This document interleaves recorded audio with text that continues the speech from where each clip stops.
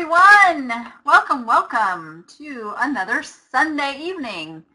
Spreecast moved some things around on me, so if you see my eyes kind of darting here and there, I'm trying to find where I'm supposed to have some links and things.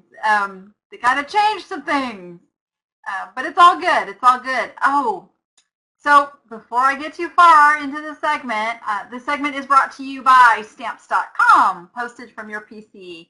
And made it easier, you guys, made it easier to find the free eBay link to sign up for Stamps.com. That is it's Stamps.com/Danni. How easy is that? That will take you to the free sign up for eBay sellers. Now, keep in mind that is just for eBay. I'm using Stamps.com paid version because I pull in my Etsy orders there. You can pull in your Amazon orders there. You can pull in orders from different shopping carts that you might be using. You can just integrate all of your orders in one spot using Stamps.com, the paid version. So for $15.99 a month, you get commercial-based pricing, which is a little cheaper than if you just went to the post office. Not quite as cheap as, the eBay's Commercial Plus. But there is a discount, and it's very convenient, and you never have to step foot inside the post office, which is the most important part. So if you're interested in the paid version, that is Stamps.com/the-Danni app. There we go. We made it simple now. Made it simple. But I'm a big fan of Stamps.com. Plus, you can insure items going to Russia and Brazil. And you can't do that with any other third-party insurance. So that is also a really good reason to have them as if nothing else, a backup. A backup. Yes, yes, yes. All right. You guys like my shirt? Yeah, I got this when I was up in San Jose recently. I went to the eBay store and got it. They didn't have as big of a selection of stuff as I was hoping. Last time I was there, boy, there's a picture floating around there somewhere where, like, me and my daughter's arms were piled with the cool stuff. Like the stuffed animals, they're not doing those anymore.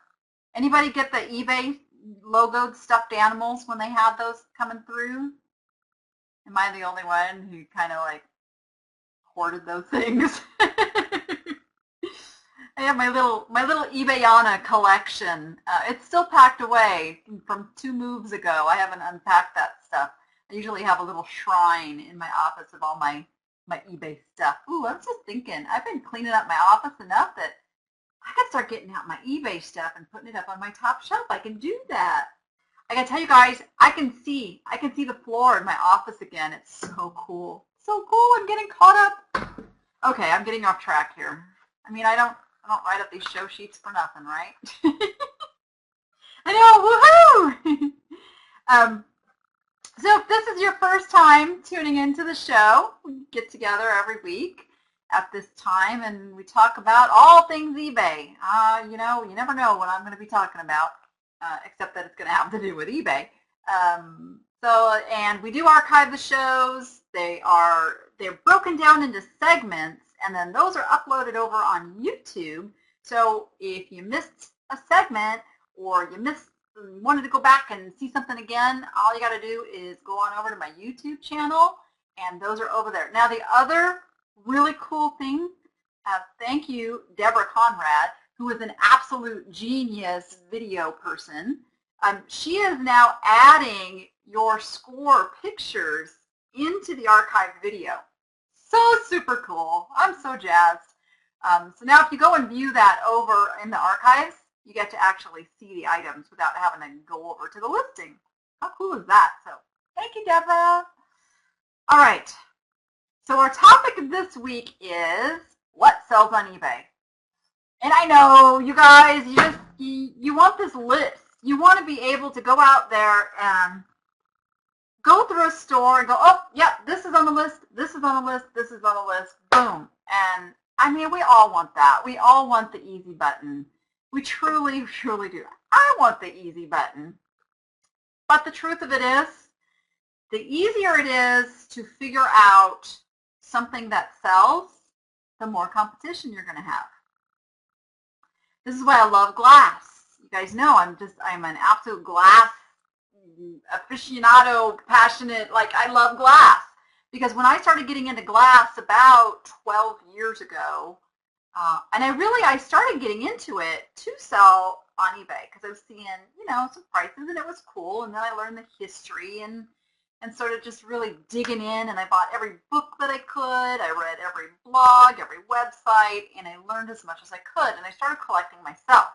And when you start buying and collecting yourself, you really then, get an understanding of different types of glass. I mean, I've narrowed my collection down to just 2 different kinds, which is really hard. But I've learned so much about so many and learned that stuff sells for some big money. So that's why I went there. And the really cool thing about glass is that not only other people that are out there sourcing, they don't know about it unless it's marked and signed. And, there's some things that are like no-brainers. But auction houses, estate sales, even yard sales where it's their own personal stuff, they many, many, many, many times don't know what they have. I mean, I've gotten some incredible pieces from the auction and from thrift stores. I bought a $2,000 piece of glass for $20 at a thrift store. I buy glass week after week after week at my local auction house that people just are afraid to deal with the unknown, and it takes some time to get to learn about the glass, and your thing may be something else. It could be some sort of china or porcelain item or pottery or some other kind of collectible. If you spend the time and you learn about that item and you kind of learn the ins and outs and you get an edge over other people, you can make a ton of money. So turn the long into short, what sells on eBay? Yeah, pretty much just about anything will sell on eBay at a price, that's determined by the competition. But what sells for big money on eBay is going to be narrowed down to your competition. I mean, this is retail, guys. It has been this way since the beginning of retail, that it is determined on market interest and what the market is willing to pay. And the more rare an item is, the more somebody's going to be willing to pay. I mean, that's kind of like the, marketing 101. So you have to find those things that are unusual. There's not many of them out there. There's, and for eBay, that's kind of to me where there's less than 100 of them for sale, or there's maybe similar items, but maybe not that exact one, that sort of thing. So that's kind of what I've been able to work on and sort of perfect over the years, is finding those things that either everybody else is afraid to sell, or it's just so darn weird nobody knows how to sell it. And so that's kind of my thing. And I hope I'm passing some of that on to you guys, and I know my appsters are getting it, because I see them, they'll post. We have a private Facebook group, and they go, oh my gosh, look what I bought, look what I listed, and I'm like, yes. It's so cool. I get just as excited about your finds and your purchases and sales as I do my own. It is so cool. I love it, love it, love it, love it. Yes, April, my loyal producer here in the show, she just found an incredible piece of Murano glass. Yay, April! Insert big applause. Yeah, and this stuff is out there, and it's funny because I see a lot of you now posting, oh, look at this Murano piece, and oh, look at this. That's because you're just looking for it now. It's always been there, and it's out there, and there's lots of it. But again, most sellers that are outsourcing are walking right by it.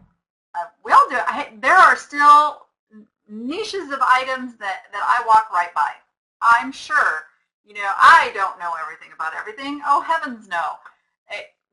I'm sure that I can walk through an aisle and pass by, say, some cookware or something that somebody knows is worth like $1 gazillion, and I don't even look at it.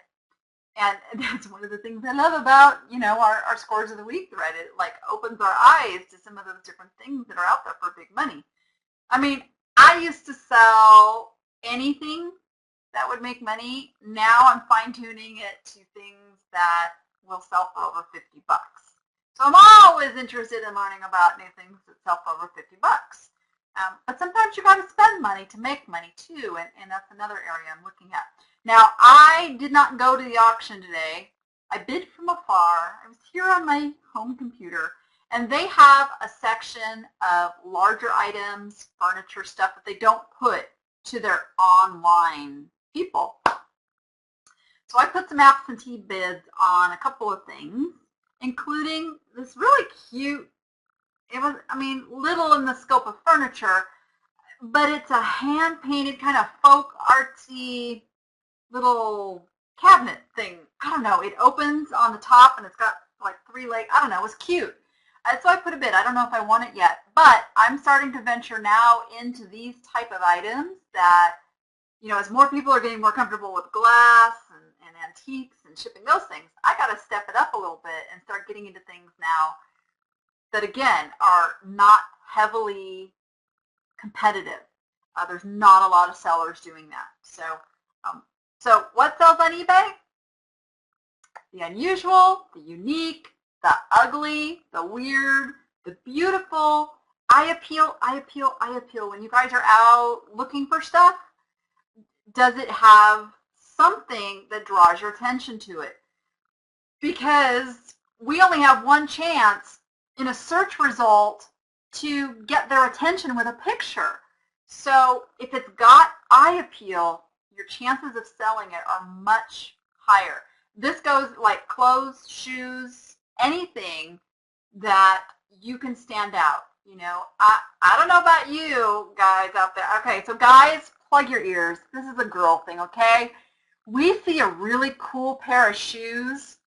Like, what's your reaction? Oh, I love those. And then you go look, right? Right? Maybe it's just me. I have a closet full of shoes. I have a closet full of shoes I can't even wear anymore because I can't wear heels anymore. But if we see a picture and it kind of gets our attention and we go, oh man, I would love to have that. That's the type of stuff that sells. That's the stuff that people click over. When you're listing, clothing like dresses or even T-shirts, make the picture something that grabs attention. So a piece of clothing is going to look a lot better on a nice mannequin than it is just thrown on the floor, on a sheet. You know what I'm saying? So give your items that edge of eye appeal. Artwork. Artwork is another one. It's like, holy smokes. There's so much art out there, and what usually will get the sale, if it's not some absolute fantastic listed artist, we all know those things sell because of prestige. But there's a lot of unlisted artists and artwork and things that sell just because they look good. I bought a piece today at auction, which I'll be able to show you next week. When it was hanging up on the wall at the auction house, and I walked by, I mean, these are like up. You have to physically like look up to go see these things. It was the most adorable little, I think it was a polar bear, like just this cute little baby face. And I thought, okay, that's going to sell. It is so flippin' adorable. I bought it. I bought it for cheap. I don't know, because people thought, oh, well, it's not like some listed artist. We don't want it. But eye appeal. So always be thinking that, guys, and always shop by keywords. Keywords are your friend. If you can't think of a title that has at least, 5 or 6 good words, then rethink buying it. Things should have words that you can pull the right people in to see your listing. And I know you guys have been talking and I haven't been able to follow you, but hopefully you guys get what I'm saying, right? Does that help a little bit? There is no list. There's no list. There's no list. But there's an instinct you guys can develop. Who let them cows out? Moo, moo, moo, moo.